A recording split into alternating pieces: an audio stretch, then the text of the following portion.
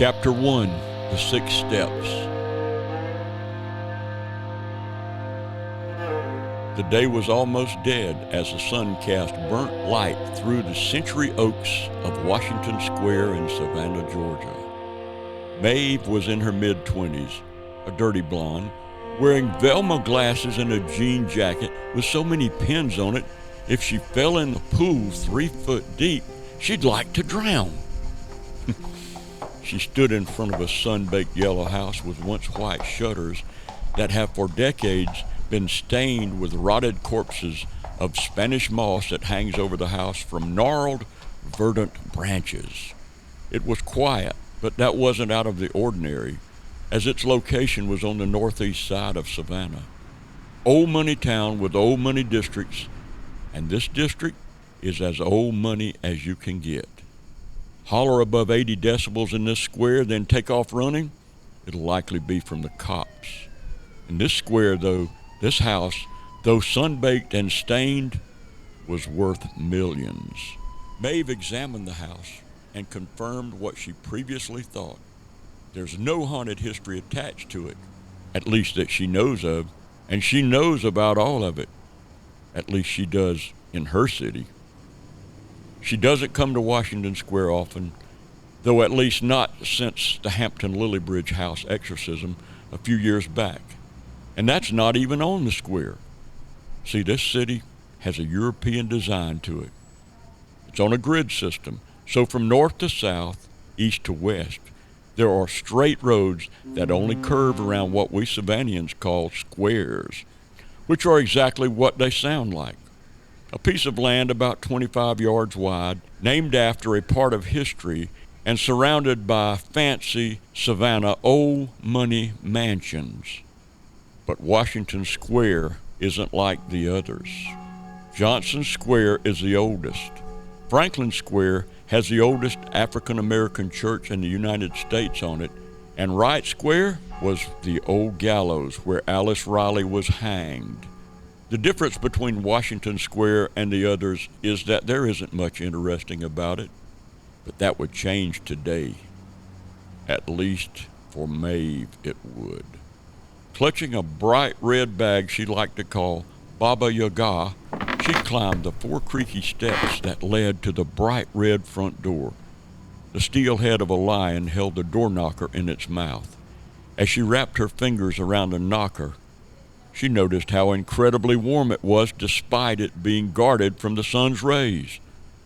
The temperature was in the early 70s outside, normal for short-lived Savannah cold spring season that'll soon dive into the good old Savannah hot spring.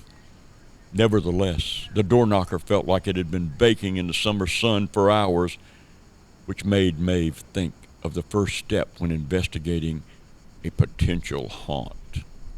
Always start your investigation on the outside to get a grasp of what you're dealing with. Then, after a deep, controlled breath in a normal speaking tone, she commanded, "Tell me what you are," and slammed the knocker against the door 3 times. Suddenly, the house began to shake as if the earth under it was settling after a large earthquake. As glasses fell out of the cupboard, crashing violently against the floor from the inside, a bellow similar to that of an alligator cut through the air and gradually swallowed up all sound for a few moments before leaving Maeve with a sharp silence. "Shit," she said as she realized this wasn't going to be the easy breezy, "I think there's a ghost dog in my house because I keep waking up to an empty bag of deli meat on the floor" type of call. The handle to the front door rattled, and the door slowly opened to reveal a pale, drawn lady in her early 40s who reeked of smoked tobacco and most likely hadn't showered for days. She wore a pink blouse under which a black cardigan seemed to melt over her shoulders. Clutching her mother's leg with fear strewn across her face was a little girl in a dark blue dress, maybe 9 years old. "He doesn't want you here. He knows who you are." The woman and her daughter adjusted their position as Maeve took a bold step inside. She got through the threshold of the door. "I can feel him. He wants you to leave. Maeve gently placed her hand on Annie's shoulder, a reassuring touch. I'm sure, because it knows I don't lose. Maeve scanned the foyer of the house, and in her head she thought about step number 2. Confidence is key. Most evil becomes powerful through manipulation, and therefore will exploit any pathway led by fear to your weaknesses. The interior of the house was stunning yet dark. To the left, Maeve saw the parlor. Pink velvet couch, crystal chandelier, floral wallpaper that's never seen an ounce of moisture since it was put up. The Low Country works for a house that dates back to the late 1700s and has been kept in the family. Directly in front of her was a wooden staircase with dark oak steps, dozens of family photos that creep along the wall, and banisters so thick they looked like they'd hold the second floor up after a fire and every wall burnt down. Finally, over to the right was the living room, and within it, a large brown leather sectional with 2 porcelain Dalmatians sitting politely on either end, and a television so small it was ridiculous to set it atop the massive, gorgeous cedar TV stand on which it lived. As the woman shut the door, Maeve looked down at the scared girl. What's your name, honey? Mary Beth Ellis. She stopped talking. Maeve bent down to the little girl's level. It's a pleasure to meet you, Mary Beth Ellis. My name is Maeve Stone. Maeve looks up to the mother. And you're Miss Annie, who called me, right? The lady nodded her head. I spoke to your partner, Dr. Pendleton? Pendleton. Yes, right. So sorry. Pendleton. I haven't had much sleep the last few nights. Maeve delivered a light smile. That's totally fine, Miss Annie. There was a silence for a moment or two as Maeve looked the pair over once more as they stood there, holding each other and shaking like stray dogs that need a warm home and food. Maeve motioned with her hand towards the parlor. Let's sit. I need to know everything you know before I go up there. They walked toward the velvet couch. Annie sat in a wicker chair facing the couch from the corner. Maeve took a seat on the couch, where she was joined by Mary Beth, who had already noticeably started trusting Maeve. Mary Beth's smile, which contagiously and quickly spread to her mother's face. Mary Beth hasn't smiled for a week. Pulling Annie's attention from her daughter, Maeve leaned forward. Miss Annie, let's begin. Annie dropped her head and began fidgeting with her hands. Maeve then reached down into Baba Yaga, pulled out a red notebook, and flipped to a page towards the end where the pen was used as a bookmark. 2 weeks ago, we lost great-grandma Delphine. I'm so sorry to hear that. How did she die? A stroke. She died in her sleep. They said she didn't feel anything. Maeve started writing, and Annie, waiting for her to finish, went silent. Go on, I'm listening. Okay, so Mary Beth and her great-grandmother were extremely close. Isn't that right, baby? Mary Beth nodded. Was Delphine on your side or the father? Mine. She was my grandmother. My mother died of breast cancer a few years ago. Maeve dipped back down into her notebook, scribbling away. Her death hit Mary Beth very hard the first week. She stopped talking, eating, and drinking. She didn't want to go to school, so I didn't make her. I had to beg her to eat crackers and drink water. I missed my mother terribly. I still do, obviously, but I went into mom mode, you know? Are you a mother? Maeve looked up from her notebook and smiled. I say yes, but most would say no. What do you mean? Dogs. Annie smiled and nodded.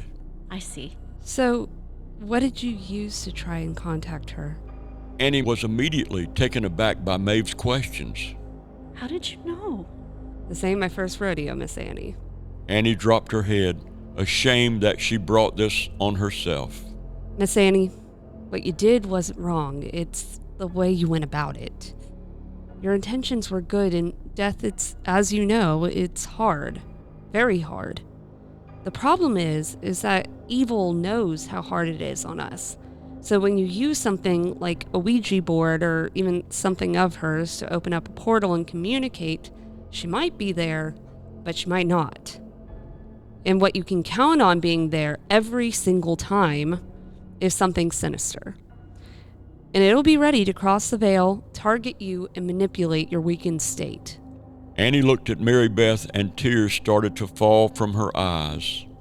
Miss Annie, listen. You know what you did do, right? You got me here. You didn't try to handle it yourself. You didn't call a priest who'd just ignore you. You called the woman who dedicated her life to hunting, fighting, and ridding evil from the normal folk who just want to live their normal lives. And she just happened to be right here in your backyard. Annie nodded, a little more confident than she was, and wiped her tears. Her wedding ring. I used her wedding ring. Mary Beth peeks over to see Maeve writing her notes. Who is she married to, and is he still alive? Suddenly, Annie fell out of her chair onto her knees, wailing. Mary Beth flew off the couch and into her mother's arms and began kissing the side of her head. I'm so sorry. Who is she married to, Miss Annie? Maeve closed her book. Annie lifted her puffy, red face from her daughter's shoulder and looked into Maeve's eyes. J.C. Hunter. Maeve, immediately perplexed at her answer, sat there silent for a moment, trying to contemplate how that's possible. Hold on. Let me try to understand. Your grandmother was married to the J.C. Hunter? Like Gribble House triple axe murderer J.C. Hunter? Annie swallowed hard, then nodded. Okay, wait, how? He was 64 when he killed Maggie Hunter, Eliza, and Carrie. That was in 1909. He got out of prison and came back here in 1923 at the age of 78. Maeve bit her bottom lip as she counted years in her head. When was your grandmother born? 1923. Maeve put her hand on her forehead, trying to figure this out. The math isn't mathing here, Miss Annie. Annie loosened her grip on Mary Beth and sat on her butt atop the carpeted floor. He met Delphine when she was 10 years old. There, on that porch. She came up selling cookies with her mother, and he invited them both in. And I don't know. They got along, I guess. I don't think they knew who he was and what he did. They both kept him company until his mid-90s. And when she turned 16, he asked her to marry him on his deathbed so she could have the house. Her mother wanted the house. Made her say yes. Maeve collapsed back against the couch, slouched and still taking it all in. This city is never boring. And then it clicks. Maeve turns her head to Annie. And that's why you said he at the front door and not it. A moment of silence. It was just quiet now. Maeve looked out of the window to see that night fell. Tell me, what happened after you made contact with it? Mary Beth laid down in her mother's lap, her face illuminated by the ornate downtownish street lamp outside. Annie attempted to hold back tears and told her story. All we did was simply ask if Delphine could hear us. And then like that, she appeared. It was if whatever it was waiting for an invite. Annie smiled as she recollected on her initial feelings towards seeing her grandmother for the first time after her death. At first, it was amazing. We were upstairs sitting in the rocking chair in Mary Beth's room because that's where she would read to her. We heard her voice at first. Maeve, it was hers. It was her voice, I'm telling you. She said, "My little robin egg." Grandma called Mary Beth her robin egg because when she was born, she came out blue. But then she appeared on the bed, sitting there, smiling. Through a shadow I couldn't find the source of, and something seemed off. Mary Beth saw her and flew out of my arms and into hers. They embraced. She kissed Mary Beth's head in the same spot she always did. Then she looked up from Mary Beth to me, and there was nothing but malice in her eyes, and her smile was crooked. They weren't her teeth. So I called Mary Beth back, and she tightened Mary Beth into her chest and said, Annie dropped her head and scrunched her face up in the same way one does when they stub their toe or have stomach cramps. Maeve leaned forward. She said, "Don't you dare try and take her from me, bitch. I'll bury an axe in your skull and skin you and kill you and leave this house with her." I was stunned. She let Mary Beth go after hearing that and ran straight back to me. We ran downstairs and haven't been back up since, and every time we try to go to sleep, that thing sits at the top of the stairs in my grandmother's body, smiling ear to ear, the same shadow cast over her face, and sings nursery rhymes. Delphine used to sing to both me and Mary Beth when we were kids. Maeve nodded lightly as she stared off into space, then came back to. It wants Mary Beth. You already know that, though. Annie brushed Mary Beth's hair back. I do, yes.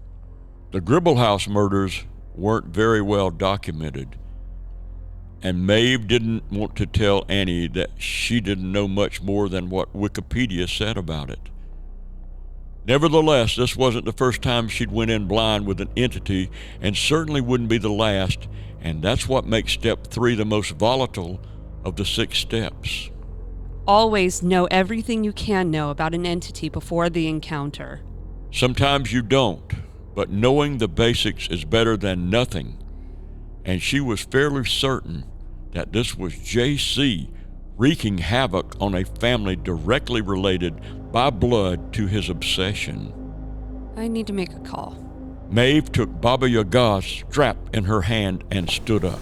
Listen, I don't care what you hear up there. Do not come upstairs. It isn't coming down here because you haven't given it permission.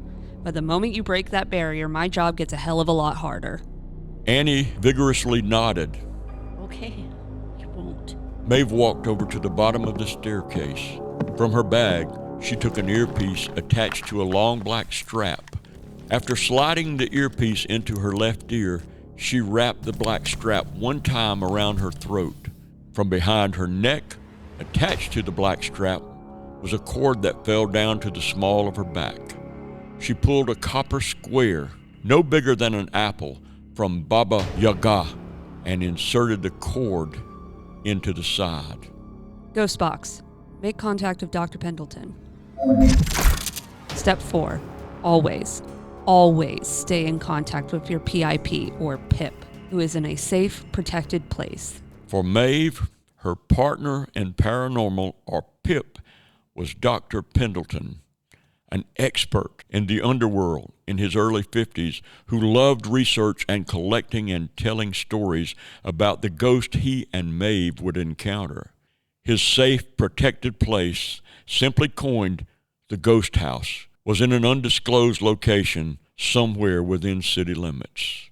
On every hunt, Maeve would communicate with Dr. Pendleton through the ghost box, an airtight, crush-proof device that would measure the vibrations from the wearer's throat rather than their voice, so the PIP in the safe house can listen to whispers as well as normal speaking volume, and it also makes it near impossible for any entity to listen in on the conversation. Maeve looked back at Annie and Mary Beth. Both had moved to the couch and passed out. Annie was sitting up and Mary Beth laid on her lap. They finally got a chance to sleep, and that told Maeve everything she needed to know. Due to Maeve's presence, whatever was up there was too apprehensive to sit at the top of those stairs and sing like it's done each night before. An answer on the ghost box. All right, what's the deal? Maeve bent her neck to the left and right, cracking it, loosening up for what's to come. Dr. P, you are not going to believe it. We battled an 8-foot demon in the basement of the Sorrel Weed House last week. I have a feeling I will. Okay, then. Tell me everything you know about good old J.C. Hunter. This city is never boring. Okay, let me see what I can find out that we don't already know. Lovely. I'm heading upstairs now. Maeve took her first step towards the second story of the house. It seems to have a connection with the little girl's upstairs bedroom. The owner of the house told me it's come as far as the top of the steps. Maeve climbed the staircase with the intent of a hunter stalking a deer. As she reached the curve in the staircase, she was able to peer down the hallway. Darkness, except for a faint blue light glowing through an open doorway at the end of the hall. Okay, some things you might not know about our friend JC. He was a painter and paper hanger by trade. He actually hung the wallpaper in the house where he committed the murders years before. He and Maggie lived out in Guyton, Georgia, where he assaulted Maggie, and he was arrested for said assault. In jail, Maggie made him a deal. She'd drop all the charges if he bought her a sewing machine so she could live downtown and make a living that way. He agreed and was released. Maggie would move into her new downtown digs, and only one day later, she was chopped up. Good info. Anything else? Here's something. JC wasn't his real name. Maeve arrived at the top of the stairs. The hallway looked otherworldly. The walls lost all color and seemed to sag inward. On the floor were shards of glass from every single picture frame and mirror falling to the floor. Unlike the first story, the second story looked nothing like a home. It looked warped and smelled of mildew and sulfur. It wasn't? What was it then? David L. Taylor. And he was a Confederate veteran who was wounded in the Battle of Atlanta. Well, that's good. At least we know he's used to losing wars. Dr. Pendleton chuckled. Maeve continued down the hall towards the room and reached the doorway, where she saw the source of blue light was a Cinderella nightlight plugged directly into the wall. On the day of his would-be hanging, in the final hour, in the middle of his baptism, the governor pardoned him because he was a Confederate veteran. Love to see their priorities were in the right places. Have you reached the room yet? Just walked in. Do you see anything? Maeve scanned the room. No, not yet. As she entered the room, she noticed it felt much colder than the rest of the house. Maeve could see her breath. Next time I go into a house call to fight entities, remind me to bring gloves. Noted. The space was larger than the usual childhood bedroom. Old yellow floral wallpaper clung to the walls, and Maeve had a thought that maybe JC hung it himself. Suddenly, Maeve felt a chill glide across her arms, up to her neck. Not from the cold, but more so because... It's here. I can feel its presence. See, what made Maeve so ideal for this job wasn't her bravery or intellect. Sure, those things help, but what made her special was how sensitive she was to the paranormal. She could feel every spirit, see it all, and oftentimes without any aid from objects, be able to speak to the dead. Maeve slowly spun around in the middle of the room, glazing the walls, furniture, and closet with light. The gravity of the situation could be heard in Dr. Pendleton's voice as he asked, Do you have a ritual in mind to bring out? Maybe something like her wedding ring, or... Come out, you son of a bitch! Or that. That could work.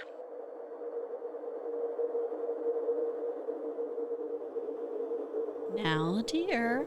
A sweet, slow, nurturing voice came from within the shadows of the closet. Maeve swung around towards it, and the moment her beam touched the thing in the closet, the bulb shattered and it all went dark. There's no room for that kind of language in this house. Betrayed by the slightest hint of moonlight cast in from the window, an old woman stood inside of the bedroom closet. A pink nightgown draped over her slender body down to her calves. She faced away from Maeve towards Mary Beth's hanging clothes, standing eerily rigid with her hands down by her side. Maeve bent down and placed Baba Yaga on the floor, then reached inside and pulled out around 15 feet of manila rope. Wrapping the end of the rope around her right hand, she said, Turn around, come out and face me, Grandma. Let's go. A girl as sweet as you wouldn't want me to do something like that.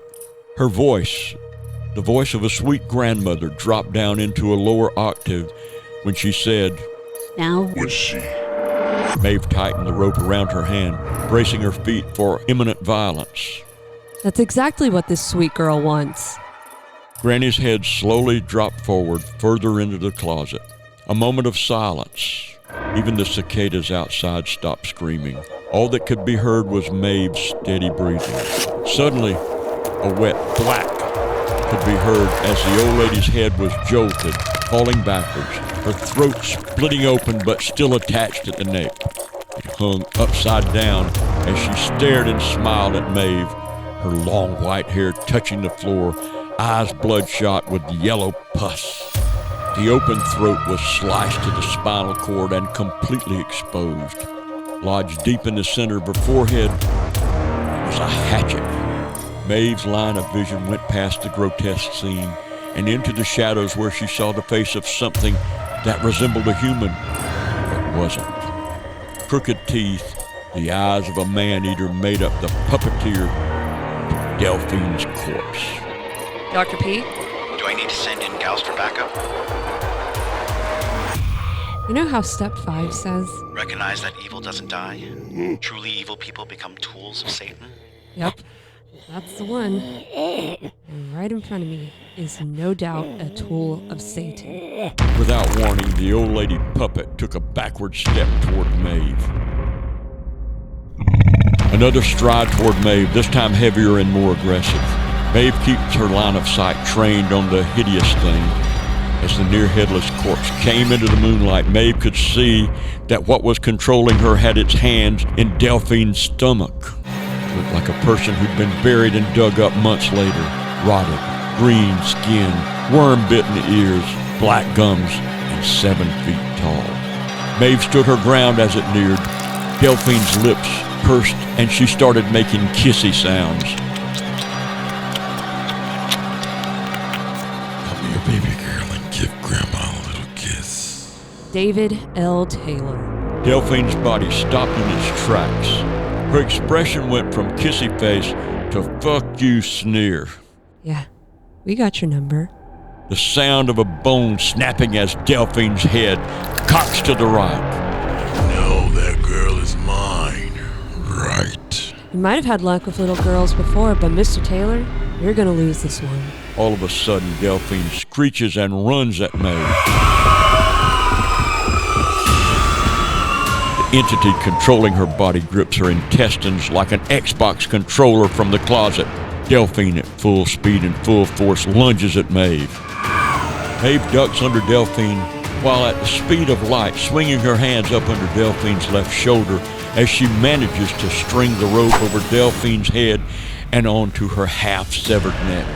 A demonic roar from the closet cuts through the room as Maeve twists around, crossing the two ends of the rope and cinching it around Delphine.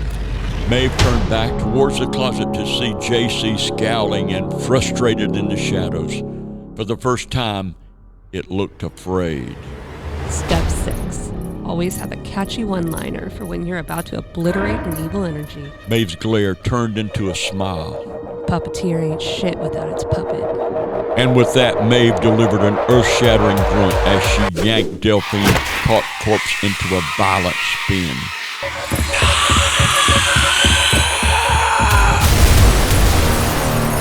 Glass and wood exploded as Maeve spun Delphine out of the bedroom window. Her body ejected with such force that she flew Superman style for a second, then began to fall. Maeve whipped the rope away from the window, decapitating Delphine in one swift motion. The moment her head left her body, the closet ignited in flame and JC howled in pain.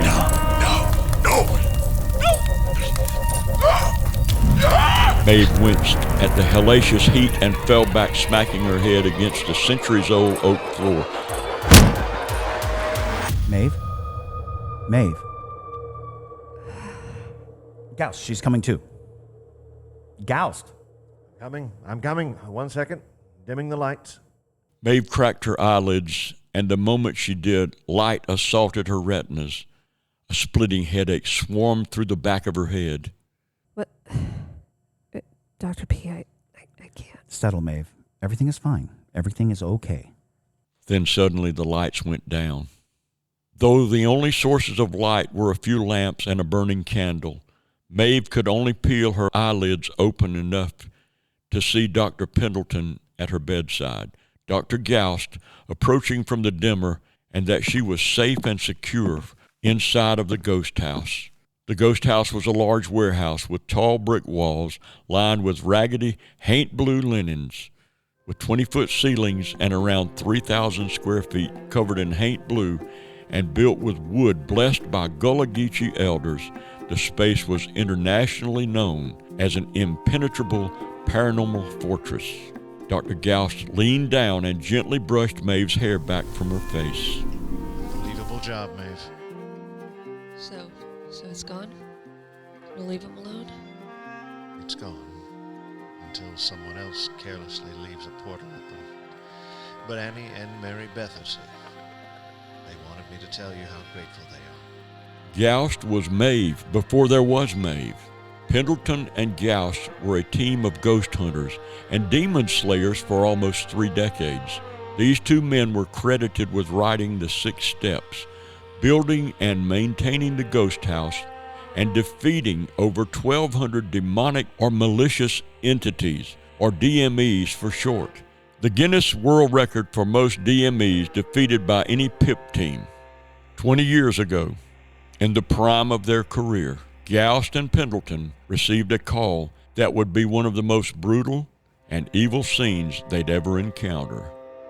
Yet one of the most important, because they'd find under a pile of bodies a 5-year-old girl who would change their lives forever. Which leads us further into the other side, if you're up for it. Chapter 2, The Girl Under the Corpses.